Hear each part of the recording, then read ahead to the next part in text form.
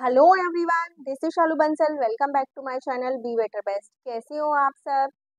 आज के सेशन में हम करने वाले हैं क्लास 8 मैथ्स अपनी एनसीईआरटी बुक का चैप्टर 3 जिसका नाम है अंडरस्टैंडिंग क्वाड्रिलेटरल्स। फ्रेंड्स, इसे लास्ट सेशन में हमने अपनी एक्सरसाइज 3.2 स्टार्ट की थी। क्वेश्चन नंबर 1, 2, 3 हम कंप्लीट कर चुके हैं। आज के सेशन में हम स्टार्ट करेंगे क्वेश्चन नंबर 4। टारगेट हो गया स्टार्ट, इसी अच्छी बात से स्टार्ट करते हैं अपना सेशन क्वेश्चन नंबर 4 के साथ।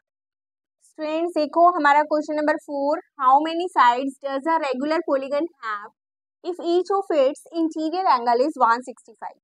देखो फ्रेंड्स, हमें क्वेश्चन में क्या क्या गिवन है। फर्स्टली हमें गिवन है कि हमें एक इंटीरियर एंगल गिवन है 165 का, और हमें रेगुलर पॉलीगन गिवन है। रेगुलर पॉलीगन कौन सा होता है? जिसके सारे एंगल्स और सारी साइड्स इक्वल होती है, उन्हें हम क्या बोलते हैं? Regular polygon.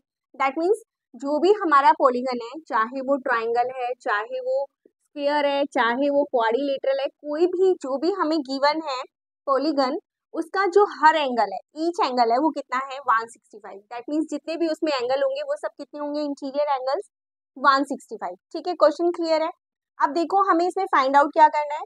हमें इस क्वेश्चन में निकालना है नंबर ऑफ साइड्स, यानी कि हमारा जो पॉलीगन है उसमें कितनी साइड्स है। ठीक है, क्वेश्चन क्लियर है।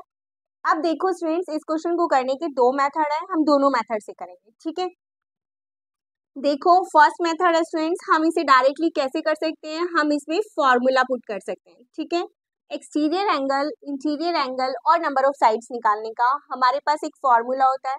हम फॉर्मूला अप्लाई करते हैं एंड देन हम अपना क्वेश्चन सॉल्व करते हैं, आंसर निकल जाता है। ठीक है, और सेकंड मेथड है, अगर किसी स्टूडेंट्स को फॉर्मूला याद नहीं आएगा देन हम वो सेकंड फॉर्मूला अप्लाई कर सकते हैं। ठीक है फ्रेंड्स, हम कौन सा फॉर्मूला अप्लाई करेंगे? देखो हम इंटीरियर एंगल निकालने के लिए एक फॉर्मूला अप्लाई करते हैं, और वो फॉर्मूला क्या होता है स्टूडेंट्स? इंटीरियर एंगल निकालने के लिए हम यूज करते हैं n-2 into 180 divided by n। और यहाँ पर n क्या है students? This n is equal to number of sides. ठीक है, अब हम इसी फॉर्मूले में वैल्यू पुट करके क्या निकाल सकते हैं? अपना इंटीरियर एंगल भी निकाल सकते हैं और नंबर ऑफ साइड्स भी निकाल सकते हैं। ठीक है, देखो फ्रेंड्स, क्वेश्चन में हमें इंटीरियर एंगल गिवन है, हमारा जो ईच इंटीरियर एंगल है वो कितना है? 165। इसको हम रखेंगे लेफ्ट हैंड साइड पर। राइट हैंड साइड पर n की वैल्यू हमें गिवन नहीं है, उसे हम एज इट इज रखेंगे। दैट मीन्स हमारा फॉर्मूला रहेगा एज इट इज। नाउ आपको क्या करना है स्टूडेंट्स? हम करेंगे क्रॉस मल्टीप्लाई। ठीक है, 165 को n से मल्टीप्लाई करेंगे स्टूडेंट्स, तो ये आ जाएगा 165 इंटू n, और 1 से जब हम इस इक्वेशन को मल्टीप्लाई करेंगे तो ये आ जाएगा से। नाउ इसे हम सॉल्व करेंगे students, that will come 165 and is equal to 180 से आपको क्या करना है? इन दोनों नंबर्स को मल्टीप्लाई करना है। ठीक है, 180 को हम n से मल्टीप्लाई करेंगे तो आ जाएगा 180n, माइनस 180 को 2 से मल्टीप्लाई करेंगे तो क्या आ जाएगा? 360। स्टूडेंट्स, n की वैल्यू हमें फाइंड आउट करनी है, n को हम एक साइड पर रख लेते हैं। 165 minus 180n is equal to क्या बचेगा हमारे पास? माइनस 360। इन दोनों को सॉल्व करेंगे तो क्या आ जाएगा students? That will come 15n, plus minus minus होता है, साइन कौन सा आएगा? Which is greater. ठीक है, that is equal to minus 360। Minus से माइनस कैंसिल हो जाएगा स्टूडेंट्स, n की वैल्यू क्या आ जाएगी? 360 divided by 15 and that will come 24।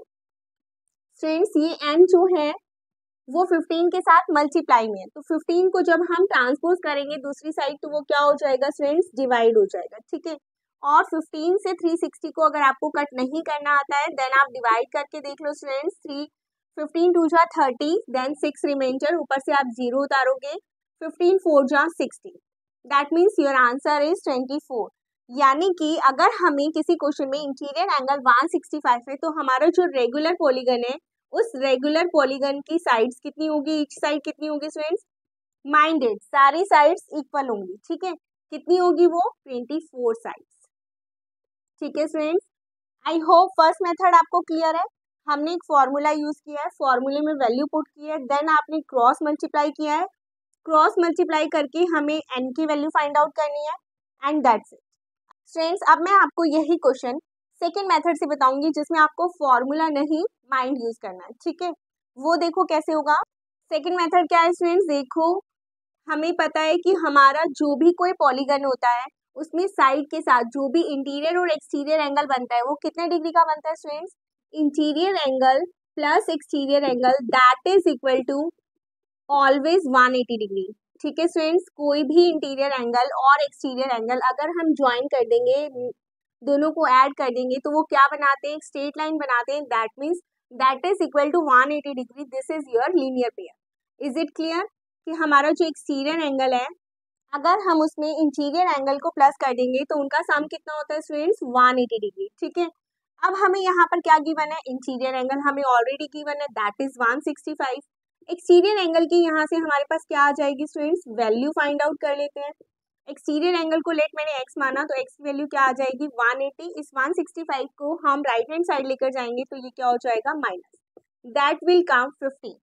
I hope यहाँ तक क्लियर है। हमारे पास क्या आ गया स्टूडेंट्स, एक एक्सटीरियर एंगल आ गया। ठीक है, और क्योंकि ये रेगुलर पॉलीगन है तो दैट मीन्स हमारे जितने भी एक्सटीरियर एंगल है वो सब कितने होंगे, इक्वल होंगे और 15 डिग्री के होंगे। ठीक है, यहाँ तक क्लियर है।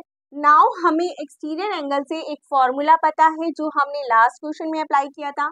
अगर हमें नंबर ऑफ साइड्स निकालनी होती है किसी पॉलीगन की और हमारे पास एक्सटीरियर एंगल होता है तो हम क्या करते हैं, 360 डिवाइडेड बाय m।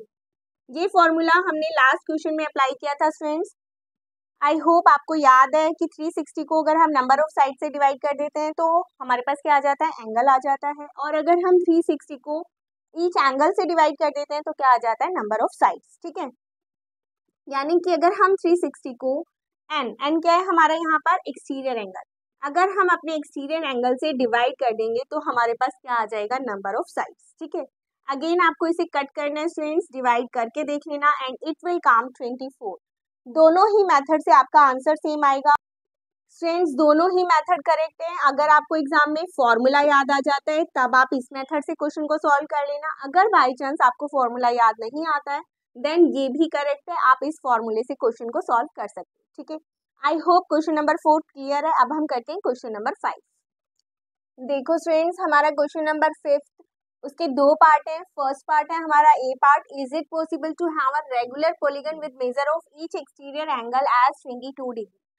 क्या, पहले क्वेश्चन समझ लेते हैं स्टूडेंट्स। क्वेश्चन में क्या गिवन है, आपको बताना है क्या एक रेगुलर पॉलीगन में एक्सटीरियर एंगल 22 डिग्री हो सकता है या नहीं हो सकता है। दैट्स इट, इतना ही क्वेश्चन है। आपको बताना है क्या हमारे पास कोई भी ऐसा रेगुलर पॉलीगन हो सकता है जिसके एक्सटीरियर एंगल का मेजर कितना हो, 22 डिग्री। ठीक है, क्वेश्चन क्लियर है स्टूडेंट्स। हम अपना क्या करेंगे, सीधा फॉर्मूला अप्लाई करेंगे नंबर ऑफ साइड्स का। नंबर ऑफ साइड्स हम कैसे निकालते हैं स्टूडेंट्स, दैट इज 360, जो कि हमारा क्या होता है, सम ऑफ एक्सटीरियर एंगल होता है, उसे हम डिवाइड कर देते हैं each measure of exterior angle. ठीक है, हम अपने एक्सटीरियर एंगल से उसे डिवाइड कर देते हैं, देन हमारे पास क्या आ जाता है, नंबर ऑफ साइड्स। ठीक है, 360 को यहाँ पर हमें क्या गिवन है, ईच एक्सटीरियर एंगल हमें कितना गिवन है स्टूडेंट्स, दैट इज 22 डिग्री। इसे हम डिवाइड कर देंगे 22 से। ओके, अब हम इसे डिवाइड करके देख लेते हैं। पहले ये कट हो रहा है, रिड्यूस हो रहा है, तो रिड्यूस कर देते हैं 2 से। 2 1 जा 2, 2 1 जा 2, 2 1 जा 2, 1 से रिमाइंडर बचेगा स्टूडेंट्स, 2 8 जा 16। आपको अगर इस तरह से नहीं आ रहा है तो आप डिवाइड करके देख लेना स्टूडेंट्स। 360 को 2 से डिवाइड करके देख सकते हैं स्टूडेंट्स। 2 1 जा 2, 1 ऊपर से 6 लेंगे, 2 8 जा 16, देन 0 ऊपर से 0 लेंगे, देन 0। ठीक है, यानी कि कितना रिड्यूस हो रहा है, कितने पे रिड्यूस हो रहा है, 180 पर। That will come 180 upon 11। अब आपको क्या करना है, नंबर ऑफ साइड निकालने के लिए 180 को 11 से डिवाइड करना है। देखो स्टूडेंट्स, आप डायरेक्टली भी डिवाइड कर सकते हो, 360 को 22 से भी डिवाइड कर सकते हो। ठीक है, अब हम क्या कर रहे हैं, 11 से डिवाइड कर रहे हैं 180 को। 11 1 जा 11, रिमाइंडर आया 7, आप ऊपर से हम 0 पिक करेंगे और 11 6 जा 66। स्टूडेंट्स देखो ये क्या बचा, 4। दैट मीन्स ये जो नंबर है ये पूरा का पूरा डिविजिबल नहीं है 22 से या 11 से, किसी से भी। अगर आप डायरेक्टली डिवाइड कर रहे हो 360 को 22 से, देन ऑल्सो ये डिवाइड नहीं होगा स्टूडेंट्स, 0 रिमाइंडर नहीं आएगा। 11 से अगर हम रिड्यूस करके कर रहे हैं तो भी जो हमारा रिमाइंडर है वो 0 नहीं आ रहा है।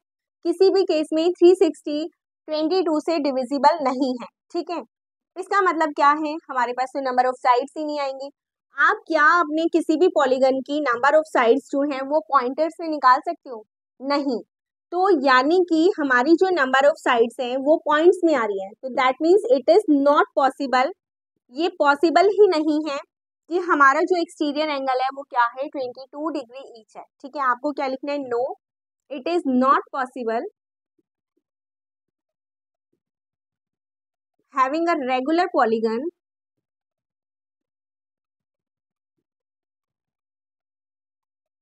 With each exterior angle 22 degree. ठीक है स्टूडेंट्स, ये पॉसिबल ही नहीं है कि हमारा अगर एक्सटीरियर एंगल 22 डिग्री हो देन हमारा जो पॉलीगन है वो रेगुलर पॉलीगन हम बना सकें। ठीक है, ये पॉसिबल नहीं है।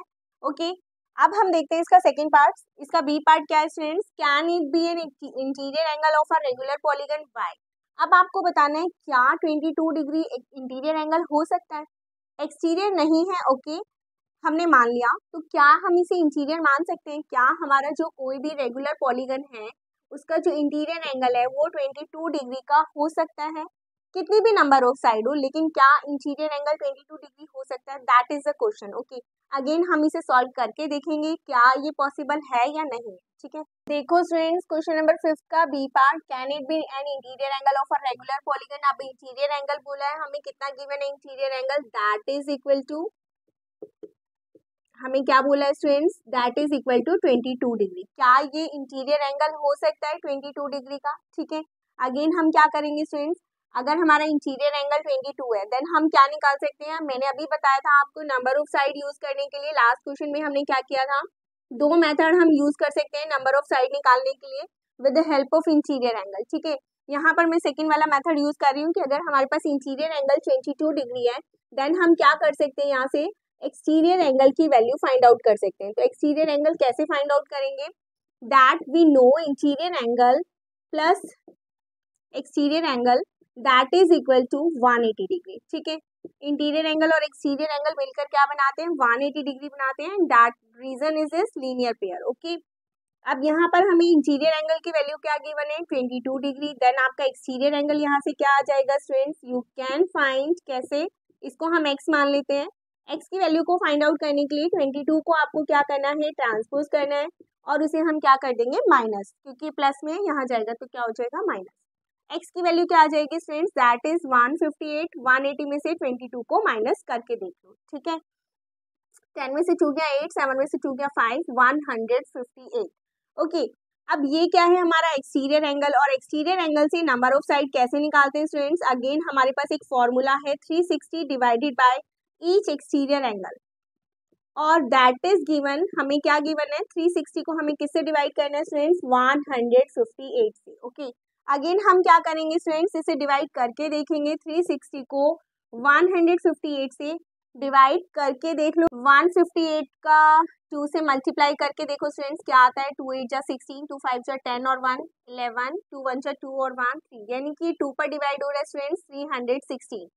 इसे माइनस करेंगे स्टूडेंट्स, 0 में से 6 लेस किया 4, 5 में से 1 लेस करोगे 4, तो स्टूडेंट्स अगेन रिमाइंडर हमारे पास आ रहा है, दैट इज ये रिमाइंडर, यानी कि अगेन ये पूरा का पूरा इससे डिविजिबल नहीं है। 360 is not divisible by 158, that means क्योंकि पूरा डिविजिबल नहीं है, हमारा रिमाइंडर 0 नहीं आ रहा है, तो दैट मीन्स हमारी जो नंबर ऑफ साइड्स हैं वो पॉइंट्स में नहीं आएगी। स्टूडेंट्स, नंबर ऑफ साइड्स जो है वो डेसिमल में नहीं आती है। ठीक है, ये पॉसिबल ही नहीं है कि हम कोई पॉलीगन ऐसा बनाएं जिसमें नंबर ऑफ साइड जो है वो डेसिमल्स में हो, पॉइंट में हो। ठीक है, तो अगेन इसका आंसर क्या हो जाएगा, no, it is not possible having a regular polygon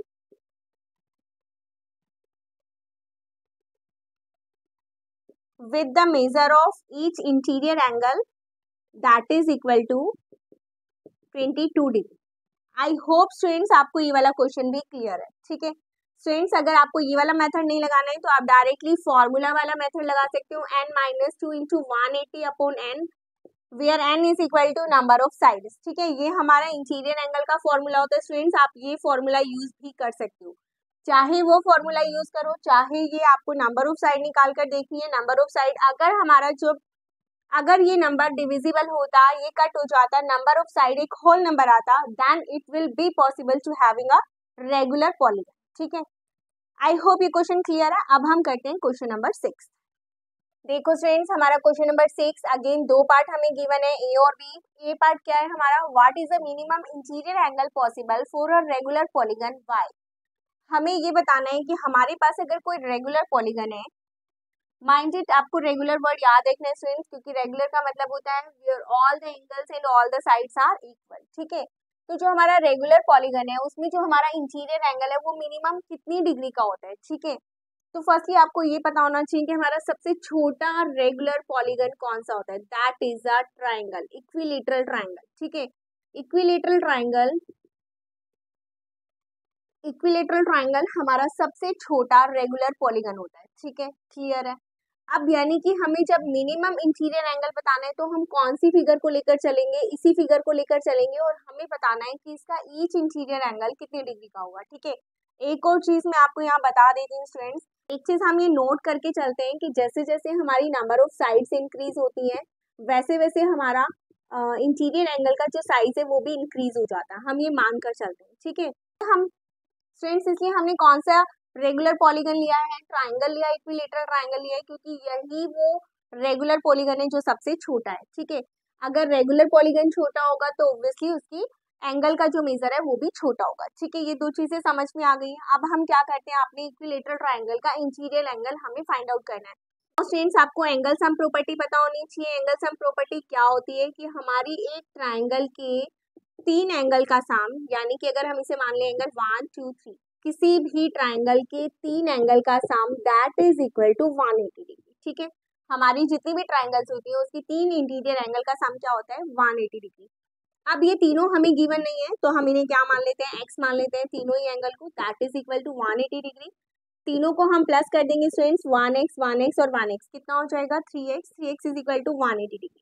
यानी कि हमारे एंगल की वैल्यू क्या आ गई, यहाँ से x को हम यही रखेंगे, 3 को हम इधर लेकर जाएंगे तो ये क्या हो जाएगा, डिवाइड, ठीक है। 3 से ये पूरा कट हो रहा है स्टूडेंट्स 60 पर, दैट मीन्स हमारे x की वैल्यू क्या आ गई, 60।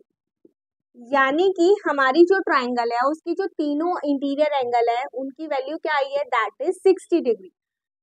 एक ऐसा रेगुलर पॉलीगन, ट्राइंगल है हमारा ऐसा रेगुलर पॉलीगन जिसका इंटीरियर एंगल जो है वो सबसे छोटा होता है और कितने डिग्री का होता है, that is equal to 60 degree. तो your answer remember interior angle of a regular polygon is equal to 60 degree, that is your answer. I hope आपको फर्स्ट पार्ट क्लियर है। अब हम करते हैं सेकेंड पार्ट। देखो स्टूडेंट, सेकंड पार्ट क्या है हमारा 6th क्वेश्चन का, what is a maximum exterior angle possible for a regular polygon, ठीक है। आपको बताना है कि हमारे पास अगर कोई रेगुलर पॉलीगन है तो उसका मैक्सिमम एक्सटीरियर एंगल मैक्सिमम कितने डिग्री का होगा। देखो स्टूडेंट्स, मैंने आपको एक चीज बताई थी कि interior angle plus exterior angle that is equal to 180 degree, ठीक है। ये चीज आपको पता है कि एक्सटीरियर एंगल और इंटीरियर एंगल का सम कितना होता है, इक्वल मिलाकर 180 डिग्री। दैट मीन्स हमारे किसी भी रेगुलर पॉलीगन में या किसी भी पॉलीगन में अगर हमारा इंटीरियर एंगल छोटा होगा, ठीक है, देन एक्सटीरियर एंगल क्या होगा, बड़ा होगा, ठीक है। फॉर एग्जाम्पल मैं ये मानकर चलती हूँ कि अगर हमारा मान लो इंटीरियर एंगल 30 डिग्री है तो एक्सटीरियर एंगल कितने का आएगा फ्रेंड्स, 150 का। दैट मीन्स अगर ये छोटा है तो वो क्या हो जाएगा, बड़ा हो जाएगा, तभी तो 180 बनेगा। अब अगर मैं ये बोलूँ कि हमारा इंटीरियर एंगल जितना बड़ा होगा हमारा एक्सटीरियर एंगल उतना ही छोटा हो जाएगा, कैसे, लाइक मैं इसको इंक्रीज कर देती हूँ, 40 कर देती हूँ, तो ये कितना हो जाएगा स्टूडेंट्स, 140, ये डिक्रीज हो गया। अगर मैं इसे और इंक्रीज कर देती हूँ 50, तो ये कितना हो जाएगा स्टूडेंट्स, दैट विल कम 130। यानी कि अगर हमारा इंटीरियर एंगल इंक्रीज होगा तो एक्सटीरियर डिक्रीज हो जाएगा, और अगर हमारा इंटीरियर एंगल डिक्रीज होगा तो हमारा एक्सटीरियर एंगल क्या हो जाएगा, इंक्रीज हो जाएगा, ठीक है। दैट मीन्स इन दोनों के बीच में क्या है, अपोजिट रिलेशन। ये क्लियर है, आपको समझ में आया है कि एक्सटीरियर एंगल जितना छोटा होगा इंटीरियर उतना बड़ा होगा, या हम ये बोले कि इंटीरियर जितना छोटा होगा एक्सटीरियर उतना ही बड़ा होगा। अब हमसे यहाँ क्या पूछा है, मैक्सिमम एक्सटीरियर एंगल, ठीक है। तो मैक्सिमम एक्सटीरियर एंगल का मतलब हुआ कि हमारा इंटीरियर क्या होना चाहिए, मिनिमम होना चाहिए, ठीक है। मैक्सिमम एक्सटीरियर एंगल का मतलब है हमारा एक्सटीरियर एंगल तभी मैक्सिमम आएगा जब हमारा इंटीरियर एंगल क्या होगा, मिनिमम होगा। छोटे से छोटा होगा तो एक्सटीरियर एंगल बड़े से बड़ा हो जाएगा। क्लियर है, ये सबको समझ में आ रहा है जो मैं बता रही हूँ। तो अभी हमने लास्ट इसके पार्ट में बताया था, ए पार्ट में, कि हमारा एक ऐसा पॉलीगन है हमारे पास, रेगुलर पॉलीगन ट्राइंगल, जिसका इंटीरियर एंगल जो है वो सबसे छोटा होता है, मिनिमम होता है, and that is equal to 60 degree.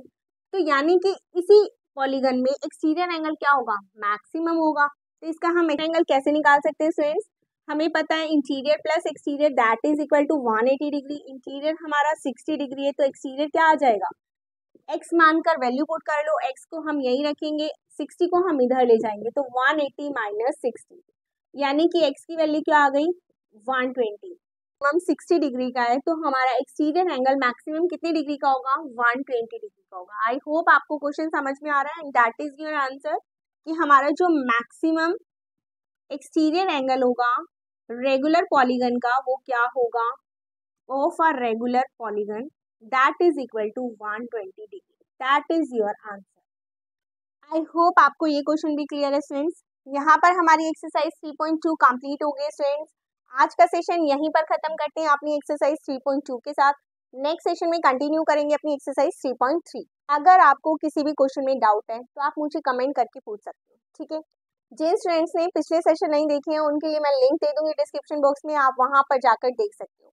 अगर आज का सेशन अच्छा लगा हो, समझ आया हो तो वीडियो को लाइक, सब्सक्राइब और शेयर करना बिल्कुल मत भूलना। मिलते हैं अपने नेक्स्ट सेशन में एक्सरसाइज 3.3 के साथ। तब तक के लिए bye bye. Thank you for watching me.